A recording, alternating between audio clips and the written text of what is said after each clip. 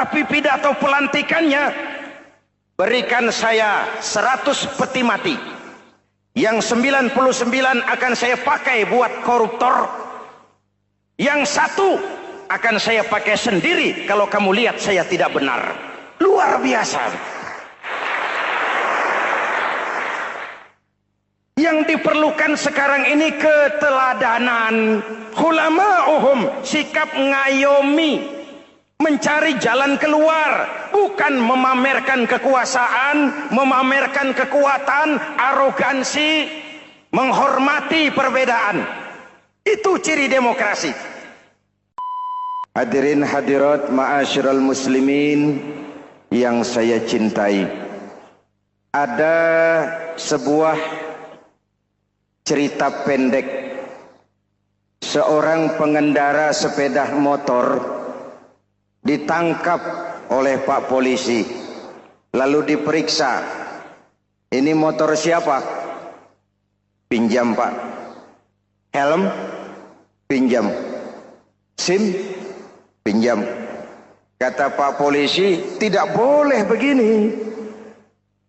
Marah yang naik sepeda motor. Pak polisi bagaimana? Kok tidak boleh? Yang punya saja bilang boleh.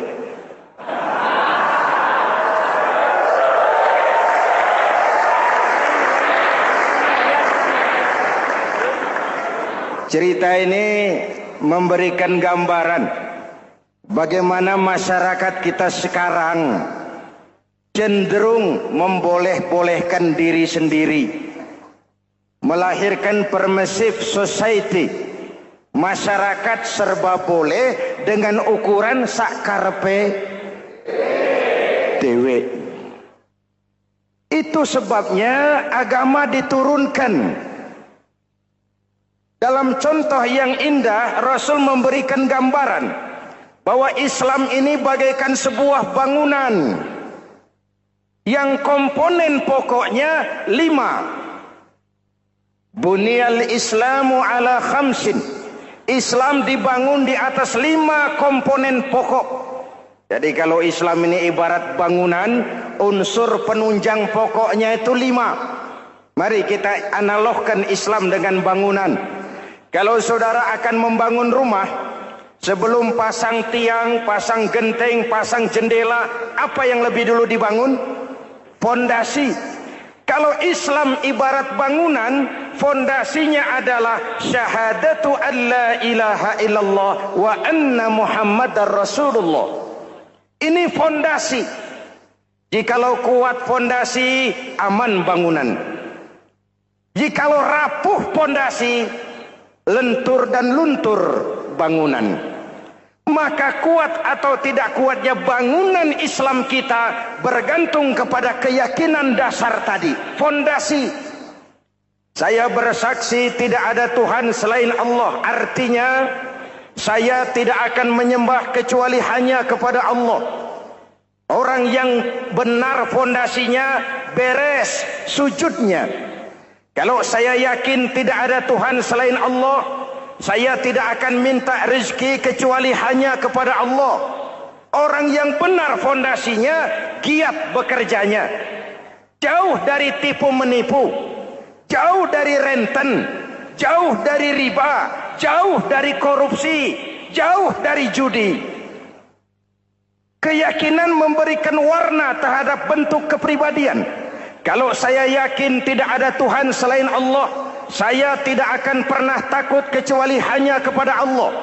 Saya tidak akan melarikan persoalan kecuali hanya kepada Allah. Saya tidak akan menggantungkan hidup kecuali hanya kepada Allah. Saya tidak akan minta tolong kecuali hanya kepada Allah. Meresap ke dalam jiwa. Untuk keyakinan seperti ini, orang-orang tua kita dahulu berlinang air mata, bersimbah darah, bahkan berkorban nyawa, melaksanakan hijrah untuk mempertahankan keyakinan. Ini intan paling mahal dan ini mutiara paling berharga. Zaman boleh berubah, tapi pondasi tidak boleh goyah. Masa boleh berganti, tapi pondasi jangan sampai mati. Karena iman kita hidup, untuk iman kita berjuang, dan dalam iman kita ingin kembali menghadap Allah Subhanahu. Masih ingat cerita tentang Bilal? Masih? Mengulang kaji saja. Bilal itu budak sahaya.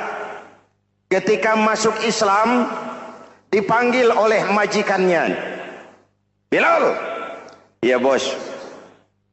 Saya dengar kamu masuk Islam ya? Iya bos. Kok berani-beraninya kamu masuk Islam? Memangnya kamu budak siapa Bilal? Iya budak bos. Bos. Kamu kerja sama siapa? Sama bos. Bos. Yang gaji kamu siapa? Ya bos. Nah, kamu kan ngerti Bilal. Kamu budak saya, kamu kerja dengan saya, yang gaji kamu saya, yang beri makan saya. Kenapa? Kok beraninya masuk Islam padahal kamu belum saya kasih izin? Bos, bos boleh beli badan saya, tapi jangan mimpi bisa membeli jiwa saya. Tuhan boleh kuasai badan saya, tapi jangan mimpi bisa menguasai keyakinan saya. Saya memang benar Tuhan yang gaji, tapi kan saya digaji, saya kerja. Kerja itu kewajiban saya, gaji itu hak saya. Soal keyakinan, jangan ikut campur bos. Kurang ajar kamu Bilal. Biarin. Bilal, begini saja.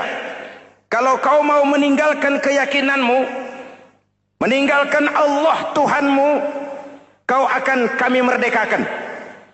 Tapi kalau kau tetap dalam keyakinanmu, kamu akan saya siksa sampai mati. Bagaimana? Jangan mimpi, bos. Lebih baik mati berkalang tanah daripada hidup bercermin bangkai. Biar saya gugur membela keyakinan daripada hidup jadi penjilat menjual akidah. Itu prinsip.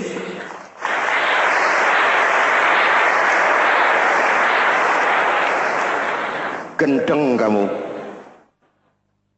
Ayo, siksa.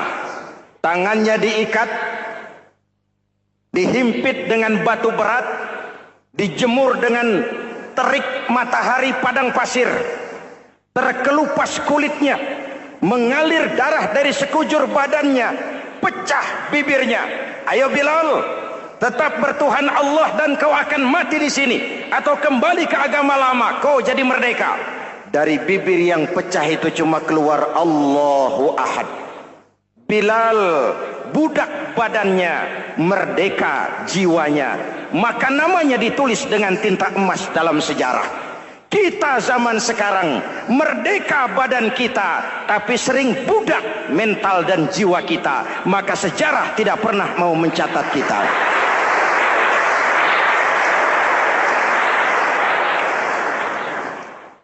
Masyarul muslimin yang saya cintai, fondasi sudah. Lalu apa lagi? Mulai memancangkan tiang. Tiangnya 5. Ada tiang namanya zuhur, asar, maghrib, subuh, isya. Tetapi agar bangunan menjadi kuat, ada tiang-tiang tambahan. Namanya rawatib dan nawafil.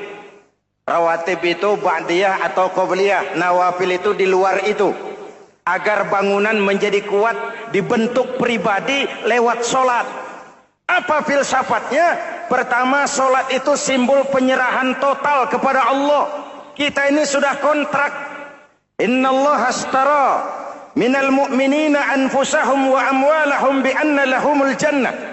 Allah telah membeli dari orang-orang mukmin diri mereka, harta mereka, bagi mereka adalah surga. Penjual kita orang beriman, pembeli Allah, dagangannya amwal dan anfus, harganya adalah surga. Jelas?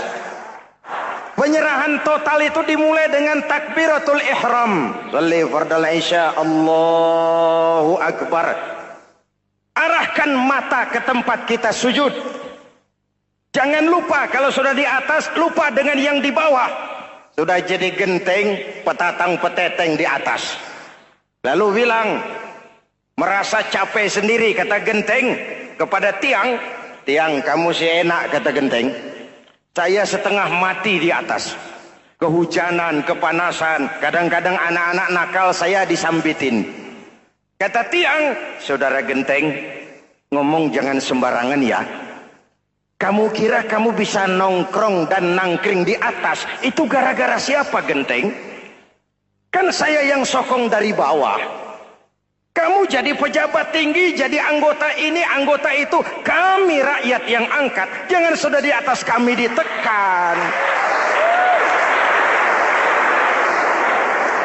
Jangan agama dijadikan topeng untuk kepentingan pribadi. Berpolitik untuk kepentingan agama, ayo. Tapi menjual agama untuk kepentingan politik, itu yang merusak agama.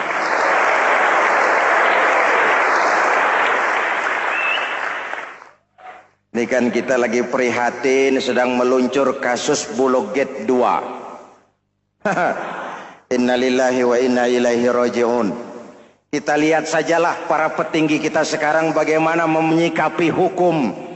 Sebab saya dengar ada bargaining, orang takut teriak maling sapi karena DE maling wedus. Tidak berani teriak ada maling sapi karena dia maling kambing.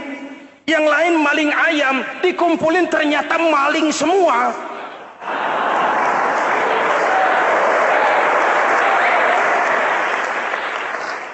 Hadirin yang saya hormati, ini melukai rasa keadilan. Oleh karena itu sholat mengajarkan kepada kita, dalam posisi berdiri, lihat tempat sujudmu. Jangan menteleng terus ke atas, lalu lupa dari mana kita berangkat. Itulah maknanya tawadhu, rendah hati, tidak melonjak angku dan sombong. Ada sebuah hadis Rasulullah bersabda, "Idza aradallahu biqaumin khairan." Apabila Allah menginginkan kebaikan kepada satu bangsa, apabila Allah menginginkan kebaikan kepada satu kelompok rakyat, walla alaihim hulama'uhum, maka yang naik jadi pemimpin adalah orang-orang yang santun, orang-orang yang lemah lembut, bukan orang yang menggunakan kekerasan dan tiran. Sedikit-sedikit main pecat, itu terlambat lahir. Mestinya lahir di zaman Hitler, mestinya lahir di zaman Benito Mussolini, atau kalau mau lebih klasik lagi di zaman Fir'aun. Kalau Allah menginginkan kebaikan kepada satu masyarakat, satu bangsa, satu negara, naiklah orang-orang yang santun, yang ngayomi, yang menjadi solusi dan jalan keluar untuk kepentingan rakyatnya, mampu memberikan keteladanan. Saya tertarik dengan pidato Presiden Cina pada saat dilantik. Cina, Presiden Cina pasti tidak tahu Pancasila,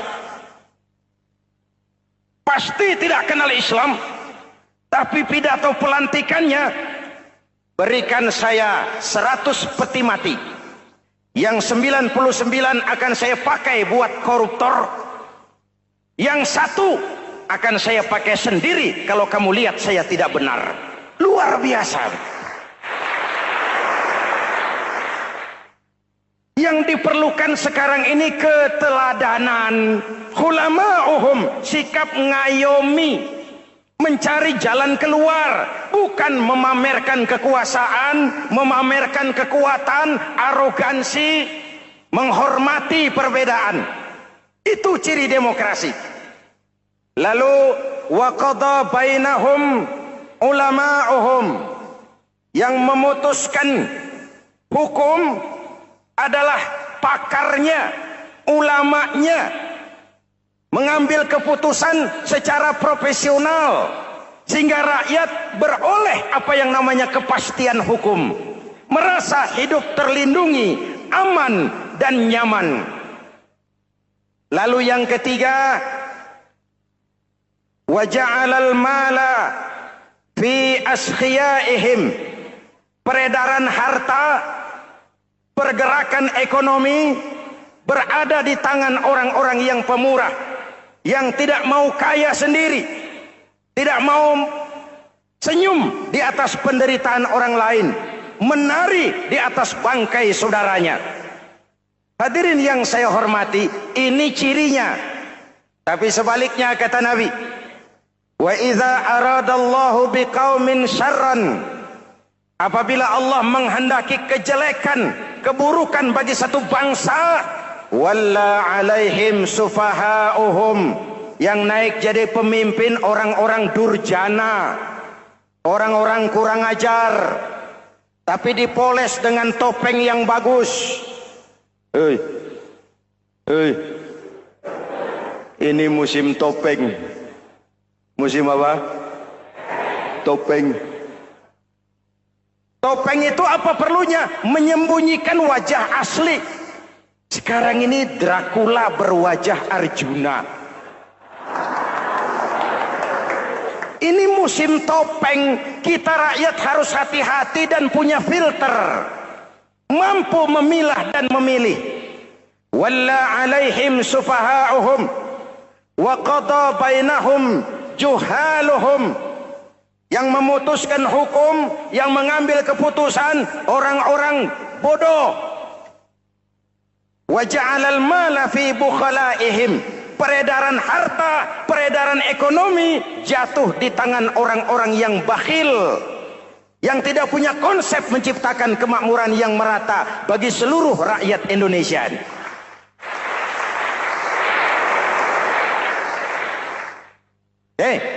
Kita kembali kepada tiang. Ini kan lagi cerita tiang tadi ya. Kalau sedang berdiri, lihat tempat sujud, jangan menteleng terus ke atas. Terserang penyakit tamak bin rakus alias serakah. Nah, selesai. Anggota badan yang paling terhormat ini kepala. Ketika sujud, sama rendahnya dengan telapak kaki. Allahu Akbar, yang besar cuma Allah. Apa bedanya saya dengan saudara? Tidak ada, kecuali saya ngomong saudara dengerin. Kita sama-sama beribadah, sama-sama mencari nilai tambah di hadapan Allah. Apa saya lebih penting dari saudara? Belum tentu. Apa saya lebih hebat dari saudara? Belum tentu. Perasaan lebih penting, lebih hebat, lebih jago setan. Jelas? Ayo tundukkan kepala, dia sama rendahnya dengan telapak kaki kita. Yang besar cuma Allah. Allahu Akbar. Lalu diakhiri dengan menebarkan salam. Assalamualaikum warahmatullah. Assalamualaikum warahmatullah. Menebarkan salam, mewujudkan rasa aman, damai, bukan menimbulkan keresahan. Hadirin yang saya hormati, ini karakteristik kita.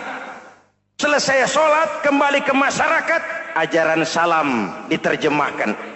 Apa? Rasulullah sallallahu alaihi wasallam bersabda, "Ufsus salam, wasilul arham, wa at'imut ta'am, wa sallu bil laili wan nas niyam, tadkhulul jannata bisalam." Pertama, ufsus salam, tebarkan salam. Tebarkan salam itu bukan cuma kalau ketemu orang, Assalamualaikum, Assalamualaikum. Iya, itu zahirnya. Tetapi hidup di tengah masyarakat memberikan rasa aman, rasa damai, menjadi pengayom bagi lingkungan, menjadi rahmah bagi semesta. Dalam Islam jangankan manusia, binatang saja dilindungi kok. Betul? Betul? Coba kalau belajar istinja itu kan makruh buang air kecil di tanah yang berlubang. Kenapa? Pertama, melindungi binatang yang ada dalam lubang. Siapa tahu di lubang yang saudara kencingi ada semut sedang rapat. Membahas Bologet jilid 2. Apa dosanya lalu mati dikencingi? Ini namanya rahmatan lis semut. Binatang saja dilindungi. Ada hadis, kalau kamu menyembelih hewan, sembelilah dengan cara yang terbaik. Jangan menyembelih ayam dengan pisau tumpul. Ini ajaran apa? Ajaran tentang peri kebinatangan. rahmatan, memberikan rahmah, salam, keselamatan dan kedamaian kepada masyarakat lingkungan. Itu misi seorang muslim.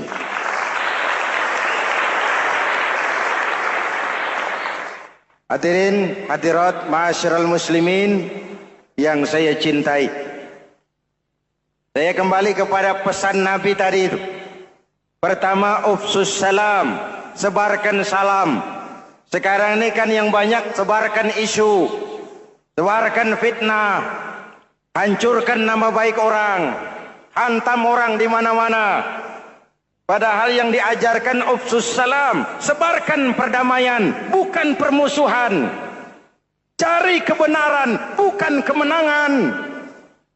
Lalu yang kedua, wasilul arham, sambungkan silaturahmi, tegakkan semangat kekeluargaan dan persaudaraan.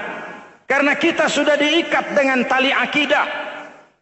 Mari kita saling bertanya setelah lewat hari-hari yang dimana kita seperti saling berhadapan, seperti tercabut dari akar budaya kita sebagai bangsa. Semangat gotong royong, semangat kekeluargaan makin lentur dan luntur, dan perlu kita angkat kembali ke permukaan. Silul arham, sambungkan semangat silaturahmi. Wa at'imut ta'am, berikan makan orang-orang yang kelaparan, mempunyai kepekaan dan kepedulian. Jangan menari di atas penderitaan orang, jangan tersenyum di atas isak tangis tetangga. At'imut ta'am, mempunyai kepedulian yang tinggi. Wa sallu bil laili wan nasu niyam, bangunlah di keheningan malam ketika orang sedang tidur. Istilah saya, kalau mau telepon Allah, jangan lupa nomor teleponnya, 44342. Jumlahnya 17. Zuhur, asar, maghrib, isya, subuh, 44342. Jangan ragu-ragu, kalau angka cukup, telepon sambung. Kalau angka kurang, hati-hati salah sambung. Pak, mau sambung yang lebih cepat bagaimana? Bisa, selain nomor itu, coba pakai sambungan langsung jarak jauh. Namanya SLJJ. Kapan? Tengah malam. Kenapa tengah malam? Lebih murah. Lebih murah. Saluran kosong, telepon jarang yang pakai, orang banyak tidur. Wa minal laili fatahajjad bihi nafilatan lak asa ayyab'atsaka rabbuka maqaman mahmuda. Nun di keheningan malam, bangun. Seperti bapak-bapak, ibu-ibu sering bangun tengah malam ya Bu? Ya. Ngapain? Kalau bangun tengah malamnya sih saya percaya, cuma urusannya apa? Kira bangun tengah malam mau tahajud, malaikat sudah mau nulis, cuma buang air kecil, tidur lagi. Hampir salah tulis saya.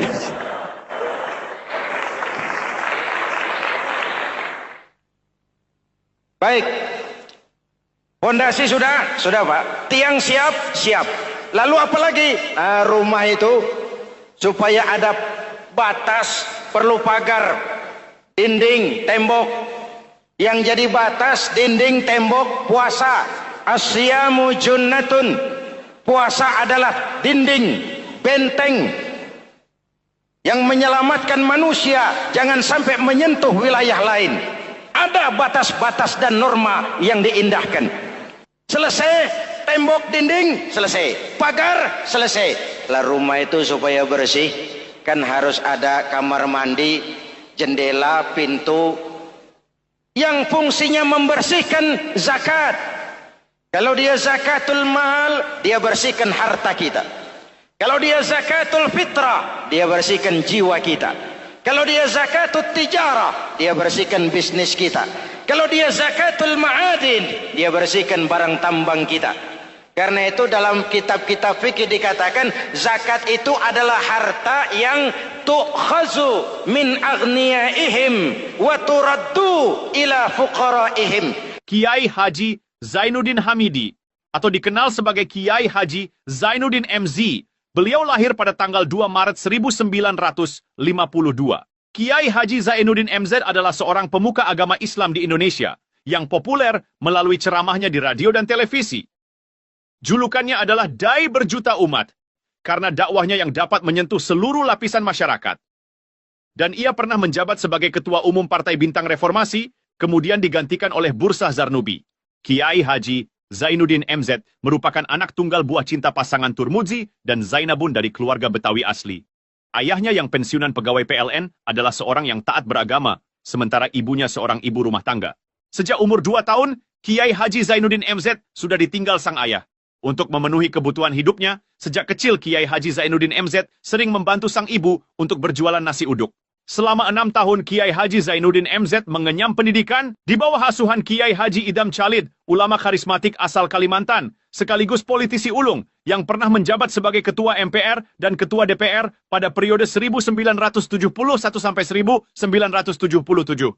Kiai Haji Zainuddin MZ ini semakin dikenal masyarakat ketika ceramahnya mulai memasuki dunia rekaman. Kasetnya beredar bukan saja di seluruh pelosok Nusantara, tetapi juga ke beberapa negara Asia.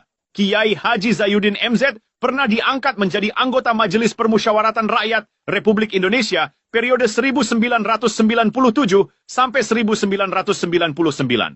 Beliau pernah mengisi di suatu acara TV, seperti acara Tabligh Akbar Ramadan, Indosiar mulai dari tahun 2000 sampai tahun 2001. Acara TV pengantar sahur dan berbuka puasa, Indosiar, dari tahun 1999 sampai 2002.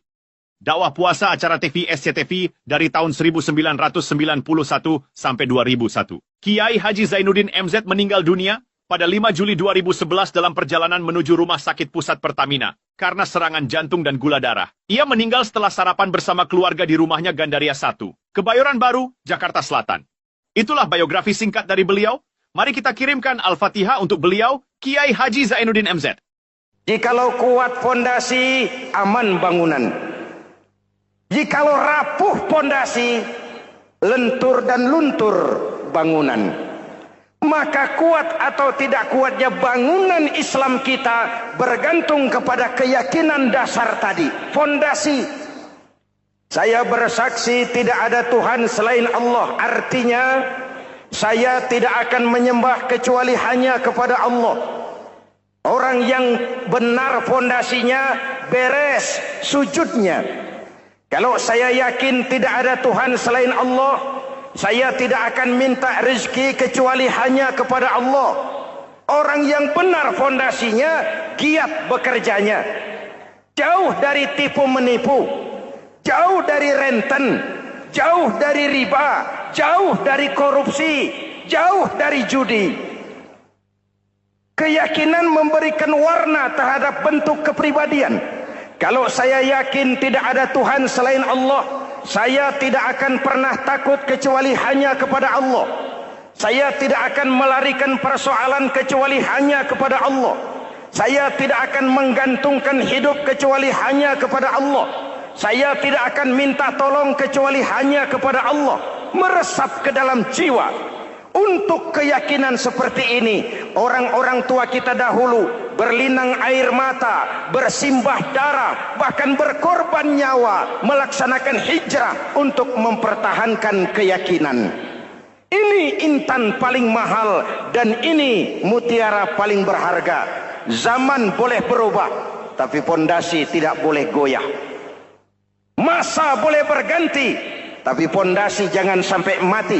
Karena iman kita hidup, untuk iman kita berjuang, dan dalam iman kita ingin kembali menghadap Allah Subhanahu. Masih ingat cerita tentang Bilal? Masih? Mengulang kaji saja. Bilal itu budak sahaya. Ketika masuk Islam, dipanggil oleh majikannya. Bilal. Iya bos. Saya dengar kamu masuk Islam ya? Iya bos. Kok berani-beraninya kamu masuk Islam? Memangnya kamu budak siapa Bilal? Iya budak bos. Bos. Kamu kerja sama siapa? Sama bos. Bos. Yang gaji kamu siapa? Ya bos. Nah, kamu kan ngerti Bilal. Kamu budak saya, kamu kerja dengan saya, yang gaji kamu saya, yang beri makan saya. Kenapa? Kok beraninya masuk Islam padahal kamu belum saya kasih izin? Bos, bos boleh beli badan saya, tapi jangan mimpi bisa membeli jiwa saya. Tuhan boleh kuasai badan saya, tapi jangan mimpi bisa menguasai keyakinan saya. Saya memang benar Tuhan yang gaji, tapi kan saya digaji, saya kerja. Kerja itu kewajiban saya, gaji itu hak saya. Soal keyakinan, jangan ikut campur bos. Kurang ajar kamu Bilal. Biarin. Bilal, begini saja. Kalau kau mau meninggalkan keyakinanmu, meninggalkan Allah Tuhanmu, kau akan kami merdekakan. Tapi kalau kau tetap dalam keyakinanmu, kamu akan saya siksa sampai mati. Bagaimana? Jangan mimpi, bos. Lebih baik mati berkalang tanah daripada hidup bercermin bangkai. Biar saya gugur membela keyakinan daripada hidup jadi penjilat menjual akidah. Itu prinsip.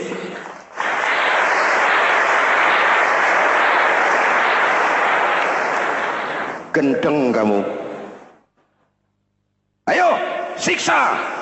Tangannya diikat, dihimpit dengan batu berat, dijemur dengan terik matahari padang pasir, terkelupas kulitnya, mengalir darah dari sekujur badannya, pecah bibirnya. Ayo Bilal, tetap bertuhan Allah dan kau akan mati di sini, atau kembali ke agama lama, kau jadi merdeka. Dari bibir yang pecah itu cuma keluar Allahu Ahad. Bilal, budak badannya, merdeka jiwanya.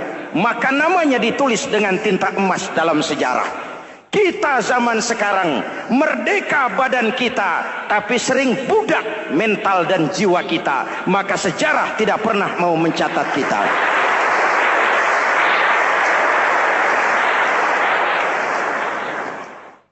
Masyarul muslimin yang saya cintai, fondasi sudah. Lalu apa lagi?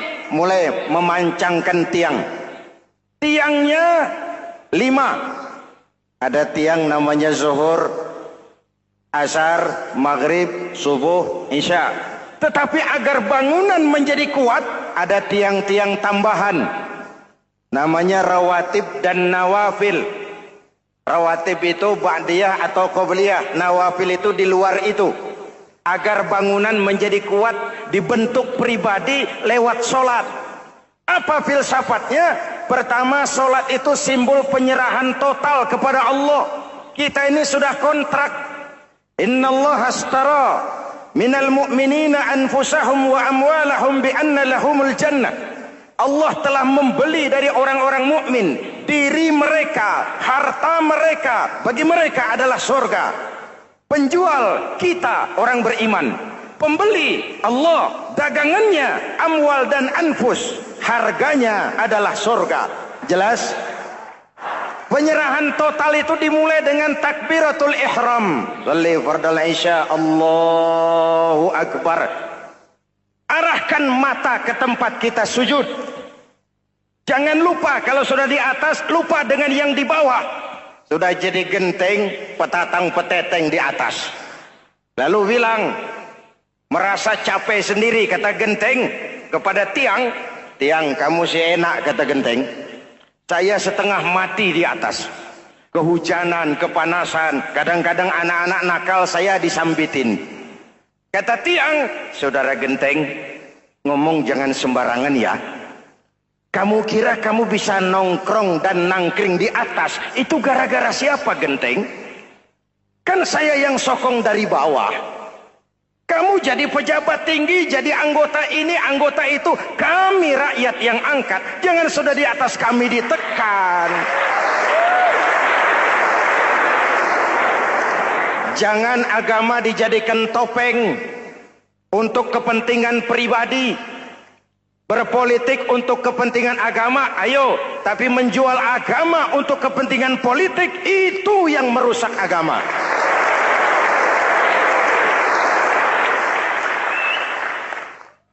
Ini kan kita lagi prihatin sedang meluncur kasus Bulog Gate 2. Innalillahi wa inna ilaihi raji'un. Kita lihat sajalah para petinggi kita sekarang bagaimana menyikapi hukum. Sebab saya dengar ada bargaining. Orang takut teriak maling sapi karena DE maling wedus. Tidak berani teriak ada maling sapi karena dia maling kambing. Yang lain maling ayam, dikumpulin ternyata maling semua.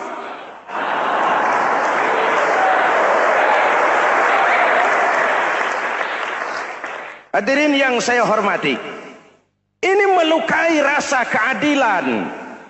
Oleh karena itu sholat mengajarkan kepada kita, dalam posisi berdiri, lihat tempat sujudmu.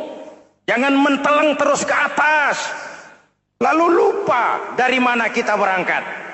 Itulah maknanya tawadhu, rendah hati, tidak melonjak angku dan sombong. Ada sebuah hadis Rasulullah bersabda, "Idza aradallahu biqaumin khairan." Apabila Allah menginginkan kebaikan kepada satu bangsa, apabila Allah menginginkan kebaikan kepada satu kelompok rakyat, walla alaihim hulama'uhum, maka yang naik jadi pemimpin adalah orang-orang yang santun, orang-orang yang lemah lembut, bukan orang yang menggunakan kekerasan dan tiran, sedikit-sedikit main pecat. Itu terlambat lahir. Mestinya lahir di zaman Hitler, mestinya lahir di zaman Benito Mussolini, atau kalau mau lebih klasik lagi di zaman Fir'aun. Kalau Allah menginginkan kebaikan kepada satu masyarakat, satu bangsa, satu negara, naiklah orang-orang yang santun, yang ngayomi, yang menjadi solusi dan jalan keluar untuk kepentingan rakyatnya, mampu memberikan keteladanan. Saya tertarik dengan pidato Presiden Cina pada saat dilantik. Cina, Presiden Cina pasti tidak tahu Pancasila, pasti tidak kenal Islam, tapi pidato pelantikannya, berikan saya 100 peti mati, yang 99 akan saya pakai buat koruptor, yang satu akan saya pakai sendiri kalau kamu lihat saya tidak benar. Luar biasa. Yang diperlukan sekarang ini keteladanan. Hulama'uhum, sikap ngayomi, mencari jalan keluar, bukan memamerkan kekuasaan, memamerkan kekuatan, arogansi, menghormati perbedaan. Itu ciri demokrasi. Lalu waqadha bainahum ulama'uhum, yang memutuskan hukum adalah pakarnya, ulamanya, mengambil keputusan secara profesional sehingga rakyat beroleh apa yang namanya kepastian hukum, merasa hidup terlindungi, aman dan nyaman. Lalu yang ketiga, wa ja'alal mala fi askhiyaihim, peredaran harta, pergerakan ekonomi berada di tangan orang-orang yang pemurah, yang tidak mau kaya sendiri, tidak mau senyum di atas penderitaan orang lain, menari di atas bangkai saudaranya. Hadirin yang saya hormati, ini cirinya. Tapi sebaliknya kata Nabi, wa idza aradallahu biqaumin syarran, apabila Allah menghendaki kejelekan, keburukan bagi satu bangsa, walla alaihim sufahauhum, yang naik jadi pemimpin orang-orang durjana, orang-orang kurang ajar, tapi dipoles dengan topeng yang bagus. Hei, hei, ini musim topeng. Musim apa? Topeng. Topeng itu apa perlunya? Menyembunyikan wajah asli. Sekarang ini Dracula berwajah Arjuna. Ini musim topeng. Kita rakyat harus hati-hati dan punya filter, mampu memilah dan memilih. Walla alaihim sufaha'uhum wa qada bainahum juhaluhum. Yang memutuskan hukum, yang mengambil keputusan orang-orang bodoh. Wa ja'alal mala fi bukhalaihim. Peredaran harta, peredaran ekonomi jatuh di tangan orang-orang yang bakhil, yang tidak punya konsep menciptakan kemakmuran yang merata bagi seluruh rakyat Indonesia.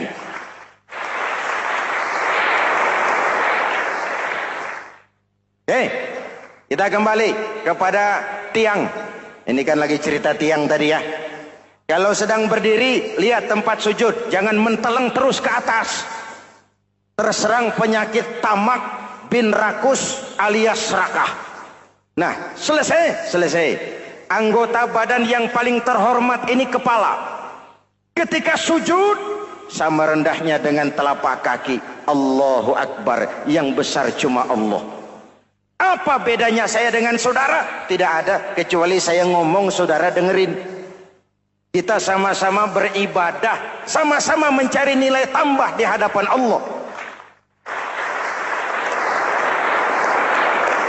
Apa saya lebih penting dari saudara? Belum tentu. Apa saya lebih hebat dari saudara? Belum tentu. Perasaan lebih penting, lebih hebat, lebih jago setan. Jelas? Ayo tundukkan kepala. Dia sama rendahnya dengan telapak kaki kita. Yang besar cuma Allah. Allahu Akbar. Lalu diakhiri dengan menebarkan salam. Assalamualaikum warahmatullahi. Assalamualaikum warahmatullahi. Menebarkan salam, mewujudkan rasa aman, damai, bukan menimbulkan keresahan. Hadirin yang saya hormati, ini karakteristik kita. Selesai sholat, kembali ke masyarakat, ajaran salam diterjemahkan. Apa? Rasulullah sallallahu alaihi wasallam bersabda, "Ufsus salam, wasilul arham, wa at'imut ta'am, wa sallu bil laili wan nasu niyam, tadkhulul jannata bisalam." Pertama, ufsus salam, tebarkan salam. Tebarkan salam itu bukan cuma kalau ketemu orang, assalamualaikum, assalamualaikum. Iya, itu zahirnya. Tetapi hidup di tengah masyarakat memberikan rasa aman, rasa damai, menjadi pengayom bagi lingkungan, menjadi rahmah bagi semesta. Dalam Islam jangankan manusia, binatang saja dilindungi kok. Betul? Betul? Coba kalau belajar istinja itu kan makruh buang air kecil di tanah yang berlubang. Kenapa? Pertama, melindungi binatang yang ada dalam lubang. Siapa tahu di lubang yang saudara kencingi ada semut sedang rapat. Membahas Bologet jilid 2. Apa dosanya lalu mati dikencingi? Ini namanya rahmatan lis semut. Binatang saja dilindungi. Ada hadis, kalau kamu menyembelih hewan, sembelilah dengan cara yang terbaik. Jangan menyembelih ayam dengan pisau tumpul. Ini ajaran apa? Ajaran tentang peri kebinatangan. Rahmatan, memberikan rahmah, salam, keselamatan dan kedamaian kepada masyarakat lingkungan. Itu misi seorang muslim.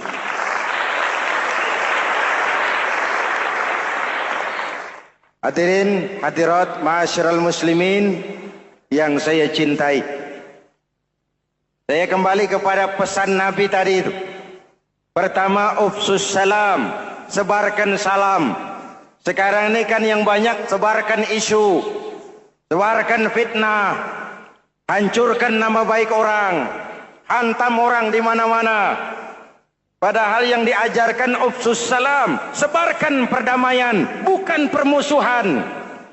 Cari kebenaran, bukan kemenangan. Lalu yang kedua, wasilul arham, sambungkan silaturahmi, tegakkan semangat kekeluargaan dan persaudaraan. Karena kita sudah diikat dengan tali akidah. Mari kita saling bertanya setelah lewat hari-hari yang dimana kita seperti saling berhadapan, seperti tercabut dari akar budaya kita sebagai bangsa. Semangat gotong royong, semangat kekeluargaan makin lentur dan luntur, dan perlu kita angkat kembali ke permukaan. Silul arham, sambungkan semangat silaturahmi. Wa at'imut ta'am, berikan makan orang-orang yang kelaparan. Mempunyai kepekaan dan kepedulian. Jangan menari di atas penderitaan orang. Jangan tersenyum di atas isak tangis tetangga. At'imut ta'am, mempunyai kepedulian yang tinggi. Wasallu bil laili wan nasu niyam, bangunlah di keheningan malam ketika orang sedang tidur.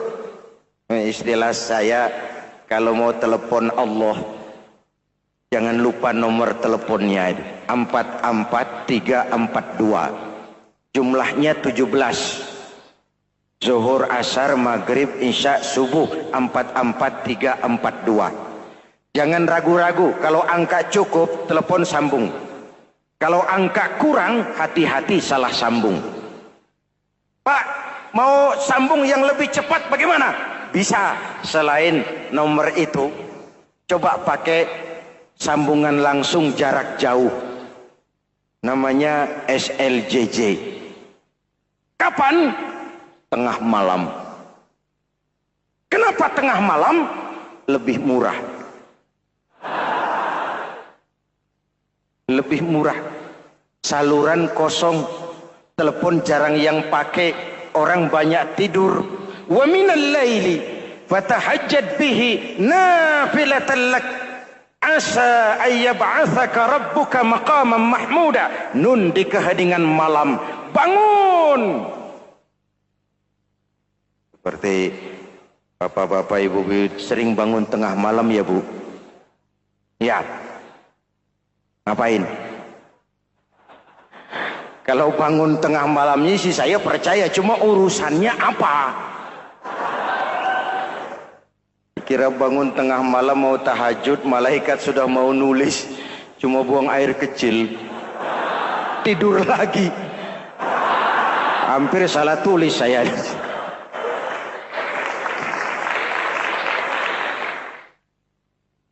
Baik, fondasi sudah Pak. Tiang siap, siap. Lalu apa lagi? Nah, rumah itu supaya ada batas, perlu pagar, dinding, tembok. Yang jadi batas, dinding, tembok, puasa. Asyamu junnatun, puasa adalah dinding, benteng yang menyelamatkan manusia jangan sampai menyentuh wilayah lain. Ada batas-batas dan norma yang diindahkan. Selesai, tembok, dinding, selesai. Pagar, selesai. Lah rumah itu supaya bersih, kan harus ada kamar mandi, jendela, pintu, yang fungsinya membersihkan zakat. Kalau dia zakatul mal, dia bersihkan harta kita. Kalau dia zakatul fitrah, dia bersihkan jiwa kita. Kalau dia zakatul tijarah, dia bersihkan bisnis kita. Kalau dia zakatul ma'adin, dia bersihkan barang tambang kita. Karena itu dalam kitab-kitab fikih dikatakan zakat itu adalah harta yang tu'khazu min aghniyaihim wa turaddu ila fuqaraihim. Jikalau kuat fondasi, aman bangunan. Jikalau rapuh fondasi, lentur dan luntur bangunan. Maka kuat atau tidak kuatnya bangunan Islam kita bergantung kepada keyakinan dasar tadi, fondasi. Saya bersaksi tidak ada Tuhan selain Allah, artinya saya tidak akan menyembah kecuali hanya kepada Allah. Orang yang benar fondasinya beres sujudnya. Kalau saya yakin tidak ada Tuhan selain Allah, Saya tidak akan minta rezeki kecuali hanya kepada Allah. Orang yang benar fondasinya, giat bekerjanya, jauh dari tipu menipu, jauh dari renten, jauh dari riba, jauh dari korupsi, jauh dari judi. Keyakinan memberikan warna terhadap bentuk kepribadian. Kalau saya yakin tidak ada Tuhan selain Allah, saya tidak akan pernah takut kecuali hanya kepada Allah. Saya tidak akan melarikan persoalan kecuali hanya kepada Allah. Saya tidak akan menggantungkan hidup kecuali hanya kepada Allah. Saya tidak akan minta tolong kecuali hanya kepada Allah. Meresap ke dalam jiwa. Untuk keyakinan seperti ini, orang-orang tua kita dahulu berlinang air mata, bersimbah darah, bahkan berkorban nyawa, melaksanakan hijrah untuk mempertahankan keyakinan. Ini intan paling mahal dan ini mutiara paling berharga. Zaman boleh berubah, tapi pondasi tidak boleh goyah. Masa boleh berganti, tapi pondasi jangan sampai mati. Karena iman kita hidup, untuk iman kita berjuang, dan dalam iman kita ingin kembali menghadap Allah Subhanahu. Masih ingat cerita tentang Bilal? Masih? Mengulang kaji saja. Bilal itu budak sahaya. Ketika masuk Islam, dipanggil oleh majikannya. Bilal, iya bos. Saya dengar kamu masuk Islam ya? Iya bos. Kok berani-beraninya kamu masuk Islam? Memangnya kamu budak siapa Bilal? Ya budak bos. Bos. Kamu kerja sama siapa? Sama bos. Bos. Yang gaji kamu siapa? Ya bos. Nah, kamu kan ngerti Bilal. Kamu budak saya, kamu kerja dengan saya, yang gaji kamu saya, yang beri makan saya. Kenapa? Kok beraninya masuk Islam padahal kamu belum saya kasih izin? Bos. Bos boleh beli badan saya, tapi jangan mimpi bisa membeli jiwa saya. Tuhan boleh kuasai badan saya, tapi jangan mimpi bisa menguasai keyakinan saya. Saya memang benar Tuhan yang gaji, tapi kan saya digaji, saya kerja. Kerja itu kewajiban saya, gaji itu hak saya. Soal keyakinan, jangan ikut campur bos. Kurang ajar kamu Bilal. Biarin. Bilal, begini saja. Kalau kau mau meninggalkan keyakinanmu, meninggalkan Allah Tuhanmu, kau akan kami merdekakan. Tapi kalau kau tetap dalam keyakinanmu, kamu akan saya siksa sampai mati. Bagaimana? Jangan mimpi bos. Lebih baik mati berkalang tanah daripada hidup bercermin bangkai. Biar saya gugur membela keyakinan daripada hidup jadi penjilat menjual akidah. Itu prinsip.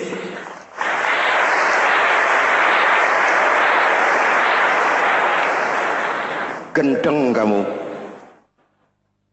Ayo, siksa. Tangannya diikat, dihimpit dengan batu berat, dijemur dengan terik matahari padang pasir, terkelupas kulitnya, mengalir darah dari sekujur badannya, pecah bibirnya. Ayo Bilal, tetap bertuhan Allah dan kau akan mati di sini, atau kembali ke agama lama, kau jadi merdeka. Dari bibir yang pecah itu cuma keluar Allahu Ahad. Bilal budak badannya, merdeka jiwanya, maka namanya ditulis dengan tinta emas dalam sejarah. Kita zaman sekarang merdeka badan kita, tapi sering budak mental dan jiwa kita, maka sejarah tidak pernah mau mencatat kita.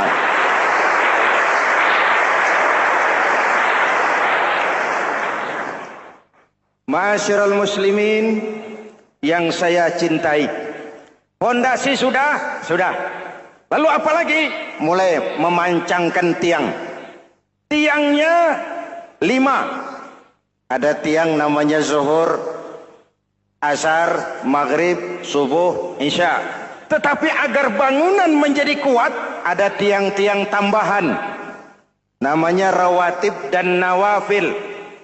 Rawatib itu ba'diyah atau qobliyah. Nawafil itu di luar itu. Agar bangunan menjadi kuat, dibentuk pribadi lewat sholat. Apa filsafatnya? Pertama, sholat itu simbol penyerahan total kepada Allah. Kita ini sudah kontrak. Innallaha astara minal mu'minina anfusahum wa amwalahum bi anna lahumul jannah. Allah telah membeli dari orang-orang mukmin diri mereka, harta mereka, bagi mereka adalah surga. Penjual kita orang beriman, pembeli Allah, dagangannya amwal dan anfus, harganya adalah surga. Jelas? Penyerahan total itu dimulai dengan takbiratul ihram. Shalli fardal isya, Allahu akbar. Arahkan mata ke tempat kita sujud. Jangan lupa kalau sudah di atas, lupa dengan yang di bawah. Sudah jadi genteng, petatang peteteng di atas. Lalu bilang, merasa capek sendiri, kata genteng kepada tiang. Tiang, kamu sih enak, kata genteng. Saya setengah mati di atas. Kehujanan, kepanasan, kadang-kadang anak-anak nakal saya disambitin. Kata tiang, saudara genteng, ngomong jangan sembarangan ya. Kamu kira kamu bisa nongkrong dan nangkring di atas, itu gara-gara siapa genteng? Kan saya yang sokong dari bawah. Kamu jadi pejabat tinggi, jadi anggota ini, anggota itu. Kami rakyat yang angkat. Jangan sudah di atas kami ditekan. Jangan agama dijadikan topeng untuk kepentingan pribadi. Berpolitik untuk kepentingan agama, ayo. Tapi menjual agama untuk kepentingan politik, itu yang merusak agama.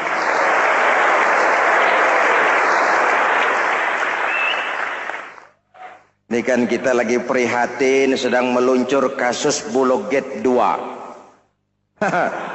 Innalillahi wa inna ilaihi raji'un. Kita lihat sajalah para petinggi kita sekarang bagaimana menyikapi hukum. Sebab saya dengar ada bargaining. Orang takut teriak maling sapi karena DE maling wedus. Tidak berani teriak ada maling sapi karena dia maling kambing. Yang lain maling ayam, dikumpulin ternyata maling semua.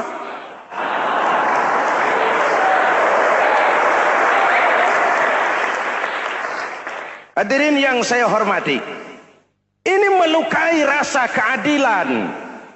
Oleh karena itu, sholat mengajarkan kepada kita, dalam posisi berdiri, lihat tempat sujudmu. Jangan menteleng terus ke atas, lalu lupa dari mana kita berangkat. Itulah maknanya tawadhu, rendah hati, tidak melonjak angku dan sombong. Ada sebuah hadis Rasulullah bersabda, "Idza aradallahu biqaumin khairan." Apabila Allah menginginkan kebaikan kepada satu bangsa, apabila Allah menginginkan kebaikan kepada satu kelompok rakyat, walla alaihim khulama'uhum, maka yang naik jadi pemimpin adalah orang-orang yang santun, orang-orang yang lemah lembut, bukan orang yang menggunakan kekerasan dan tiran. Sedikit-sedikit main pecat, itu terlambat lahir. Mestinya lahir di zaman Hitler, mestinya lahir di zaman Benito Mussolini, atau kalau mau lebih klasik lagi di zaman Fir'aun. Kalau Allah menginginkan kebaikan kepada satu masyarakat, satu bangsa, satu negara, naiklah orang-orang yang santun, yang ngayomi, yang menjadi solusi dan jalan keluar untuk kepentingan rakyatnya, mampu memberikan keteladanan. Saya tertarik dengan pidato Presiden Cina pada saat dilantik. Cina, Presiden Cina pasti tidak tahu Pancasila, pasti tidak kenal Islam, Tapi pidato pelantikannya, berikan saya 100 peti mati. Yang 99 akan saya pakai buat koruptor. Yang 1 akan saya pakai sendiri kalau kamu lihat saya tidak benar. Luar biasa.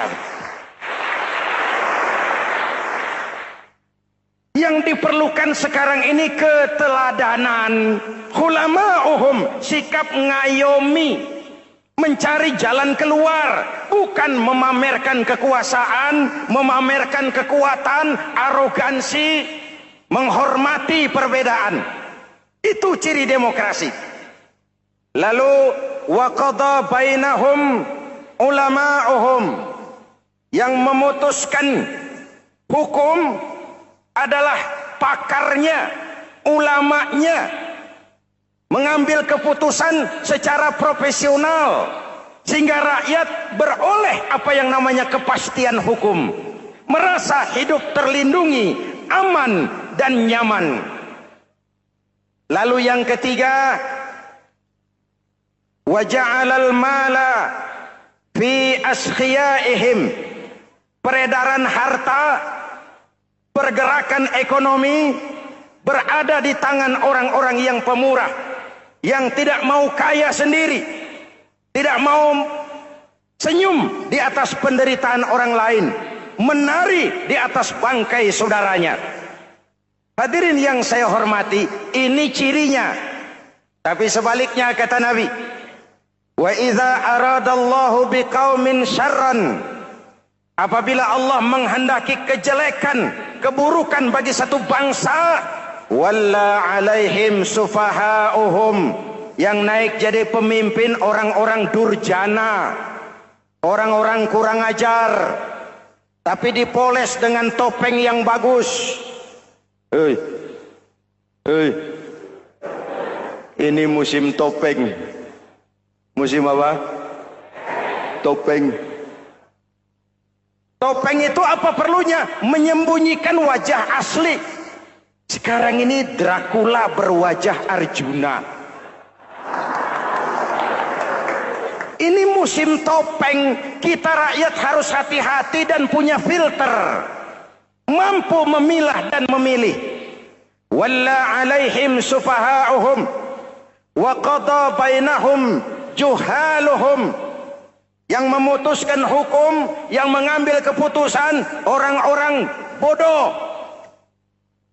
Wa ja'alal mala fi bukhalaihim, peredaran harta, peredaran ekonomi jatuh di tangan orang-orang yang bakhil, yang tidak punya konsep menciptakan kemakmuran yang merata bagi seluruh rakyat Indonesia.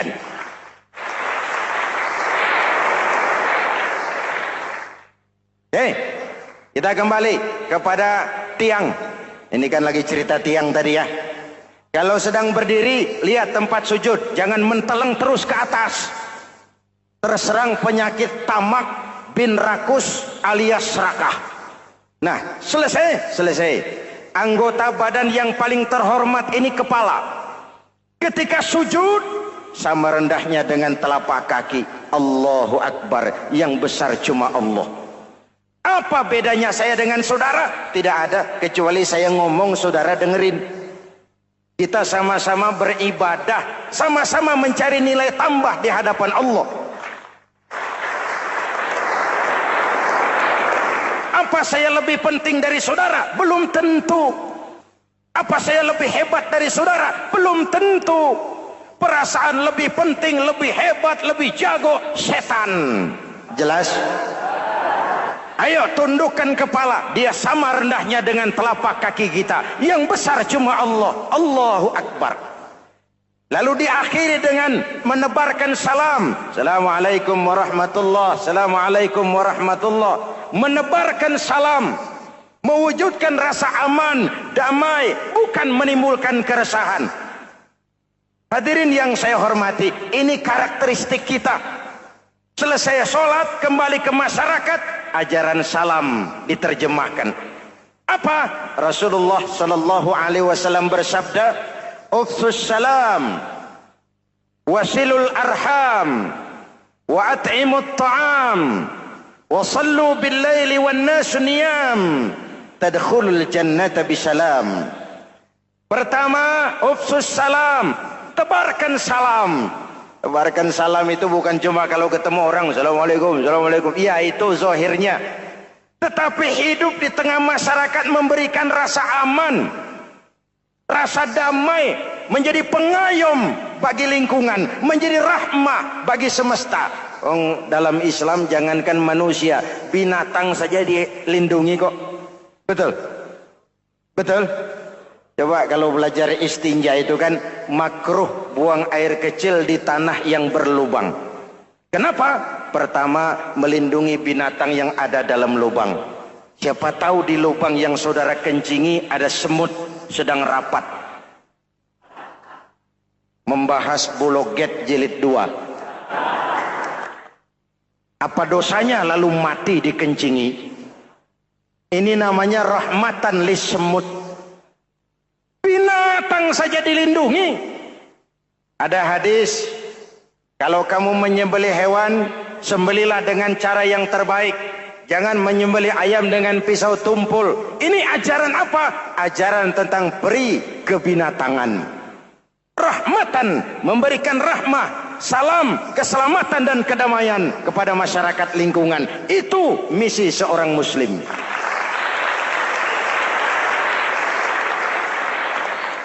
Hadirin hadirat ma'asyiral muslimin yang saya cintai. Saya kembali kepada pesan Nabi tadi itu. Pertama, ufsus salam, sebarkan salam. Sekarang ini kan yang banyak sebarkan isu, sebarkan fitnah, hancurkan nama baik orang, hantam orang di mana-mana. Padahal yang diajarkan ufsus salam, sebarkan perdamaian, bukan permusuhan. Cari kebenaran, bukan kemenangan. Lalu yang kedua, wasilul arham, sambungkan silaturahmi, tegakkan semangat kekeluargaan dan persaudaraan. Karena kita sudah diikat dengan tali akidah. Mari kita saling bertanya setelah lewat hari-hari yang dimana kita seperti saling berhadapan, seperti tercabut dari akar budaya kita sebagai bangsa. Semangat gotong royong, semangat kekeluargaan makin lentur dan luntur dan perlu kita angkat kembali ke permukaan. Silul arham, sambungkan semangat silaturahmi. Wa at'imut ta'am, berikan makan orang-orang yang kelaparan. Mempunyai kepekaan dan kepedulian. Jangan menari di atas penderitaan orang. Jangan tersenyum di atas isak tangis tetangga. At'imut ta'am, mempunyai kepedulian yang tinggi. Wasallu bil laili wan nasu niyam, bangunlah di keheningan malam ketika orang sedang tidur. Istilah saya, kalau mau telepon Allah, jangan lupa nomor teleponnya, 44342. Jumlahnya 17. Zuhur, asar, maghrib, isya, subuh, 44342. Jangan ragu-ragu, kalau angka cukup, telepon sambung. Kalau angka kurang, hati-hati salah sambung. Pak, mau sambung yang lebih cepat bagaimana? Bisa, selain nomor itu, coba pakai sambungan langsung jarak jauh.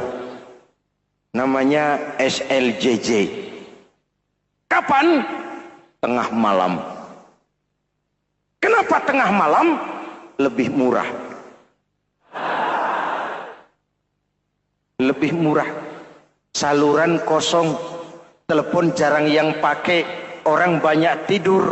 Wa minal laili fatahajjad bihi nafilatan lak asa ayyab'atsaka rabbuka maqaman mahmuda. Nun, di keheningan malam bangun. Seperti bapak-bapak, ibu-ibu sering bangun tengah malam ya Bu? Ya. Ngapain? Kalau bangun tengah malamnya sih saya percaya, cuma urusannya apa? Kira bangun tengah malam mau tahajud, malaikat sudah mau nulis, cuma buang air kecil, tidur lagi. Hampir salah tulis saya.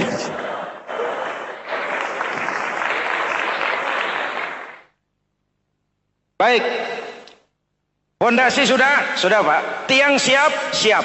Lalu apa lagi? Nah, rumah itu supaya ada batas, perlu pagar, dinding, tembok. Yang jadi batas, dinding, tembok, puasa. Asyamu junnatun. Puasa adalah dinding, benteng yang menyelamatkan manusia jangan sampai menyentuh wilayah lain. Ada batas-batas dan norma yang diindahkan. Selesai, tembok, dinding, selesai. Pagar, selesai. Lah rumah itu supaya bersih, kan harus ada kamar mandi, jendela, pintu, yang fungsinya membersihkan zakat. Kalau dia zakatul mal, dia bersihkan harta kita. Kalau dia zakatul fitrah, dia bersihkan jiwa kita. Kalau dia zakatul tijarah, dia bersihkan bisnis kita. Kalau dia zakatul ma'adin, dia bersihkan barang tambang kita. Karena itu dalam kitab-kitab fikih dikatakan zakat itu adalah harta yang tu'khazu min aghniyaihim wa turaddu ila fuqaraihim.